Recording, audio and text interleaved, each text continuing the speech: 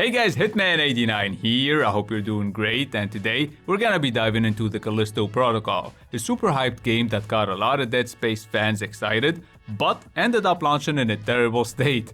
Day 1 players had to deal with frame rate issues across all platforms, the Series X version had no ray tracing and still ran horribly for some reason, and the PC version was plagued with some of the worst stuttering we've seen this year. That being said, the game has already received a few updates. So, is it good now?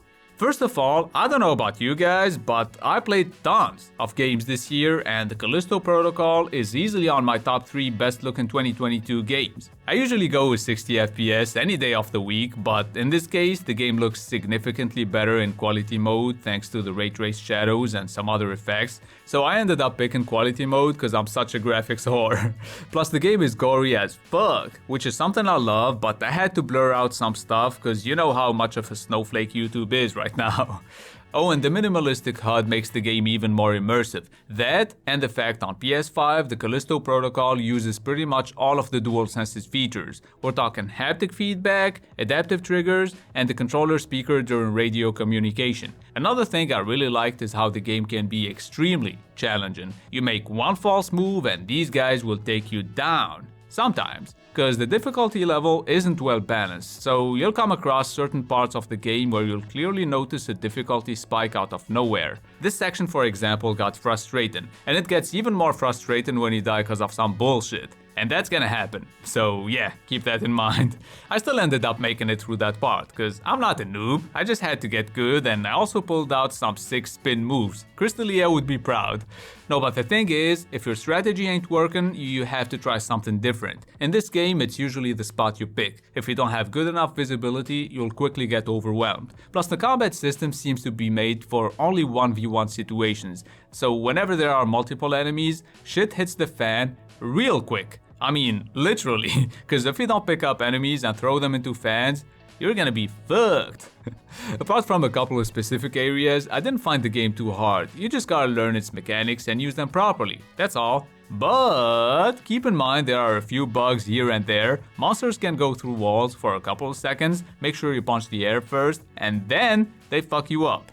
So yeah, performance-wise, on PS5, there are a couple of effects that seem to cause a micro freeze every time they're on screen, like sparks. Other than that, there are only a few frame rate drops that I noticed here and there. On Series X though, the game seems to run slightly worse. As a matter of fact, those drops are more frequent, which is surprising considering the graphics are also worse. Check out these lame reflections that look like they belong in a PS2 game. And when it comes to the PC version, my PC is a little too old to run this game, but according to the research I did on YouTube, the game seems to run better, but not all issues have been resolved yet.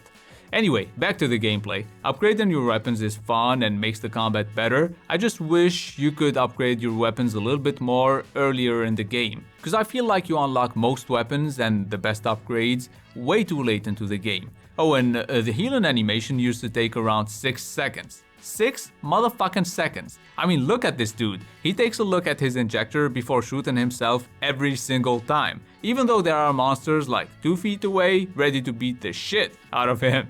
Well, the good news is, now that the game has been patched a few times, the healing animation only takes about 3 seconds, which makes healing finally possible during combat. Wow, thanks guys, I'm glad you released the game first, then you tested it. Or maybe they didn't even test it and they just waited for players to give them some feedback.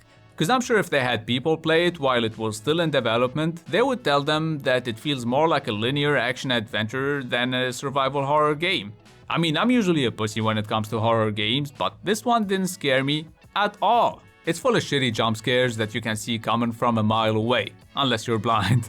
No, but for real, it's really bad. I remember there was a section where I had to deal with the same jump scare 3 times in a row within like 10 minutes. That's ridiculous. I feel like what makes Callisto even less scary is the combat system. The fact you can simply hold the left stick left or right and dodge incoming attacks like you're Ali in his prime does not make you feel vulnerable. Correct me if I'm wrong. I mean, don't do it. because I'm obviously always right.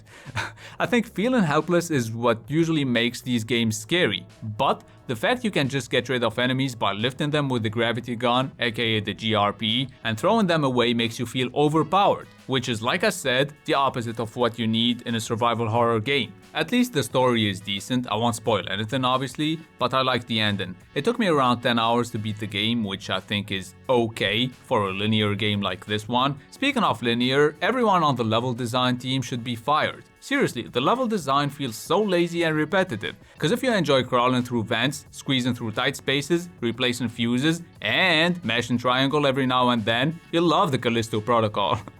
By the way, there are some stealth sections throughout the game. Some of them can be decent, but sadly, a big chunk of them is ruined by the AI. I mean, listen to how quiet these stealth attacks are.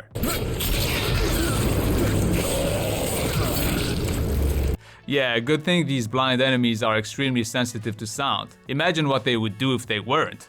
Now let me show you something else that doesn't make any sense. There's this part where you're supposed to help a trapped worker, except when he starts talking to you, you can't even tell where he is. And long story short, you can't actually save him. It's just scripted and confusing, and I'm sure a lot of you guys probably restarted this part several times trying to save the poor dude. Unless you really didn't give a shit. Anyway, quick question. Why would you have a manual save feature when all it does is copy the previous autosave? And to make things worse, some of the checkpoints on this game aren't well placed. For example, there are spots where the checkpoint is placed right when you enter the upgrade room, but right after that, there is a pretty tough fight. So every time you die, you have to sell the same items, reorganize your inventory, and upgrade your weapons. Again and again and again. No fucking way. I know, right? That's really annoying. Somehow, that doesn't prevent the game from being fun to play. Cause even with all its flaws, I honestly enjoyed playing the Callisto Protocol. I mean, it wasn't a blast, but it wasn't a chore to finish either. Would I recommend getting it for $70 though? Well, not really. I feel like $50 or even less would be more appropriate for a game like this. Plus, I think after finding out a little bit more about the game, most people would rather just wait for the Dead Space remake. At least that's what I would do. Now, let's finally move on to the verdict. The Callisto Protocol has an interesting story, good sound design, and some insane graphics, but it has frustrating difficulty spikes, repetitive level design, and most importantly, it's not scary at all. That's why I'm gonna give it a 6 out of 10. The updates definitely fixed some of its technical flaws, but I don't think the main problems here can be fixed with patches. Anyway, let me know if you like this format better or if you want me to go back to splitting the review into multiple categories like graphics, performance, sound, gameplay, etc. Don't forget to beat the shit out of the like button if you enjoyed this video though, and please subscribe if you're new to the channel. I make top 10 videos and game reviews like this one, so yeah, you might like my content. Special thanks to buygames.ps for providing me with the game and any other game I need for my videos. They sell PlayStation and Xbox games for super cheap, so check them out. It's been Hitman89. See you guys very soon. For the pay stub or you'll pay up. Don't make love to the game, bruh. Fuck the game up. Change up, rearrange stuff to your greatness. Famous for the way up. Play the